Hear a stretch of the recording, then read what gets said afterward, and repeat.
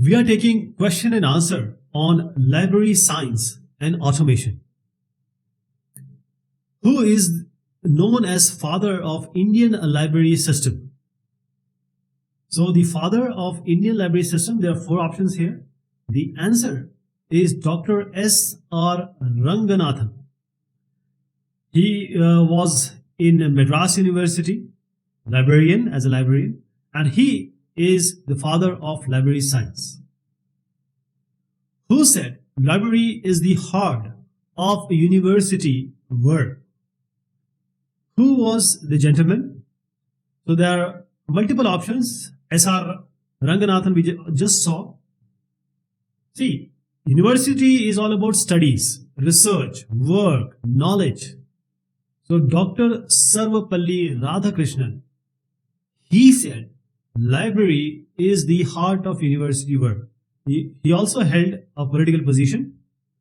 Now let me tell you about different commissions here, like D.S. Kothari Commission. And that commission, the opinion was that nothing could be more damaging to any department or any institution than neglecting the library. It can be college, it can be university, library is a must. Radhakrishnan Commission, they said what we just discussed, the library is the heart of university work. So these are the commission, because in a body there is heart and it is very important. Calcutta Commission, they talked about the electronic and radio signals, which essentially we have now, RFID, etc. Truman's Commission. So every human being has certain rights. So it is the right and proper that universities should provide great libraries. For example, a human being should have right to education, right to life, right to food. Similarly, right to library. Who was the father of a Brown charging system? So there are multiple charging systems available. Now they have changed also because of the computerization. But Brown charging system, the father is Nina E. Brown. He is the gentleman, Nina E. Brown, the father of Brown charging system. So let me tell you about the two systems here. Brown charging system. So this BCS was devised by, as we just saw, Nina E. Brown. And actually he was the librarian of the Library Bureau of Boston, United States of America. And this kind of system, Brown charging system, is popular not only in United States of America, but all over the world, especially India. So this all happened, and there were multiple charging systems also being developed, and they were also being used. So this BCS, there are certain items which are required for book and the borrowers to implement this BCS. Most of the things today are computerized, but we need to know before computerization what was there. So we need a due date slip, a book pocket, then a book card, along with the charging tray and stationery items. This all constitutes a Brown charging system. I've given an example also here.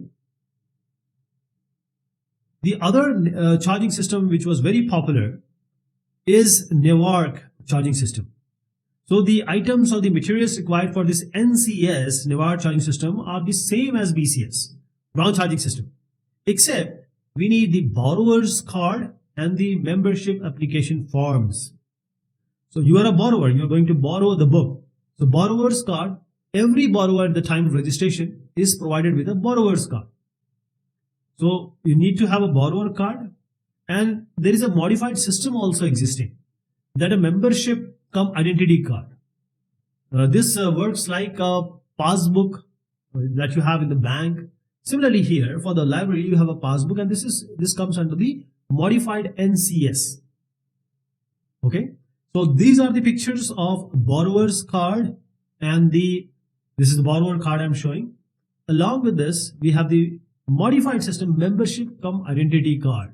So this is membership also, and it works as the identity card as well.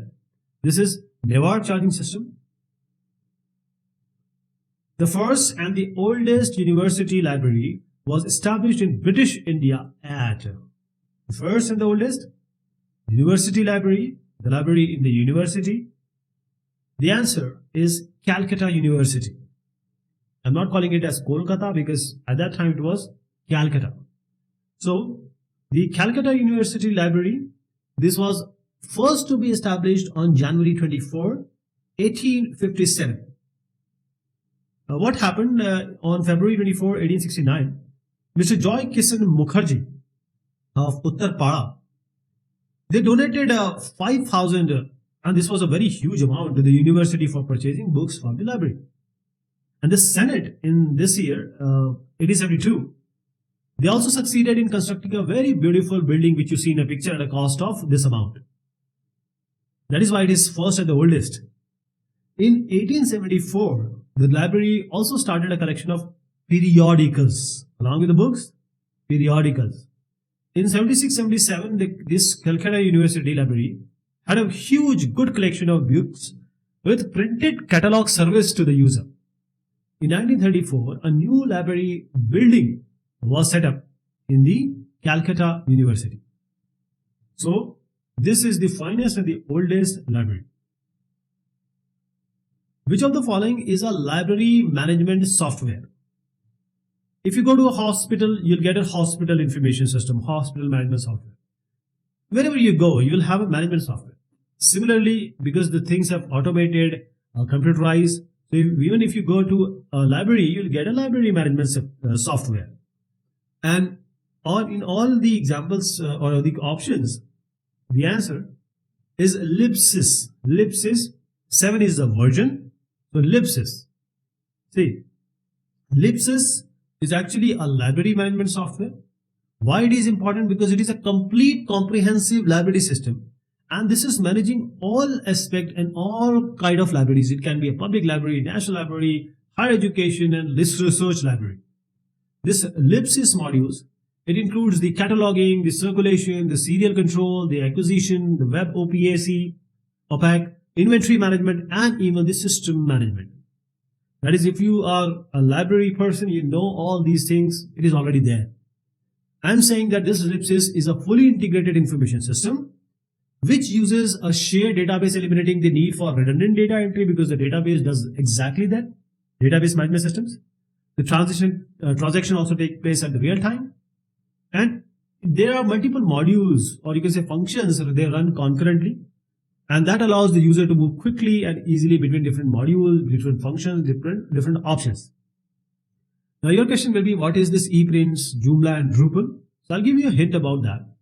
See, ePrint is actually a tool designed to facilitate the building of high quality, certain the compliancy also it has, OAI compliancy repositories that contain the research literature, the scientific data, images, reports, essentially any kind of content this ePrints can have. So this is ePrints. What about the other two? Joomla. This is very important, is it is free and open source, and this is a content management system. This Drupal is also a CMS, but Joomla is for publishing the web content. Drupal, it is also a CMS. It is also a content management system, and this is used to upgrade the look of website. You can install and uninstall the themes, different look and feel for the user. The person who prepares a dictionary is known as, dictionary is what? A book or an ebook which has different words with their meaning, with their pronunciation, and their usage in sentences. For example, this industry. Now, what is the way it should be pronounced? What is the different usage, meaning in different context? And this has to be lexicographically correct. It has to start from an A, end with a Z. In between, it has to have the ascending order, or you can say a sorting should be there. So the answer here is lexicographer. So a lexicographer is that individual who writes, compiles, and also edits a dictionary. So lexicographer is doing all work, examining how words come into being, how they change in terms of pronunciation, spelling, usage, and meaning, right? So this is what the lexicographer do. Let me tell you about the most influential lexicographer of the 18th century. He was called as Samuel Johnson. whose dictionary of the English language, it appeared in 1755. 1755. The most influential American lexicographer was Noah Webster, whose American Dictionary of the English Language published in 1828. 1755, 1828. We are today in 2022, 2023. ISBN. ISBN contains what? You might be confused between 10 and 13 because previously it was 10, then it became 13. So this is a unique number. The answer here is it contains 13 digits.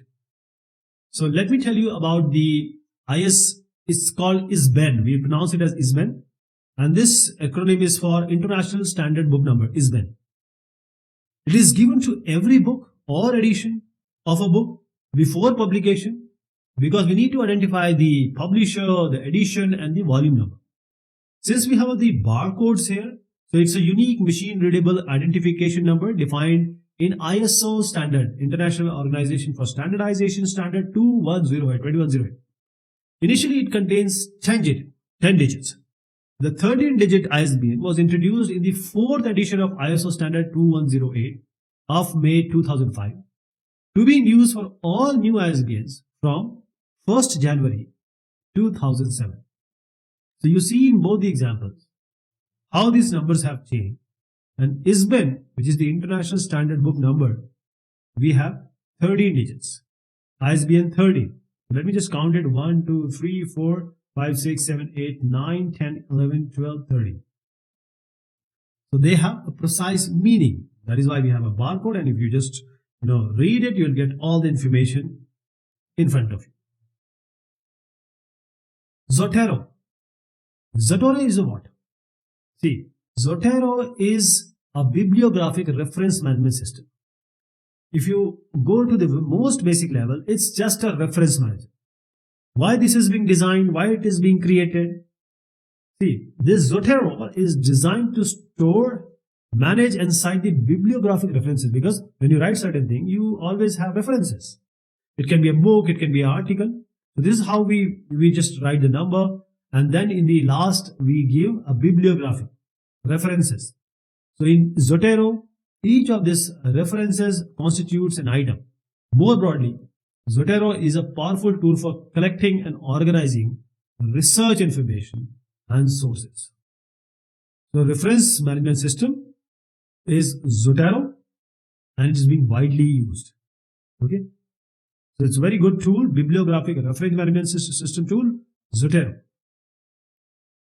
So there are multiple things also I have given here, additional information if you just want to go through it. But basically it's a reference management system.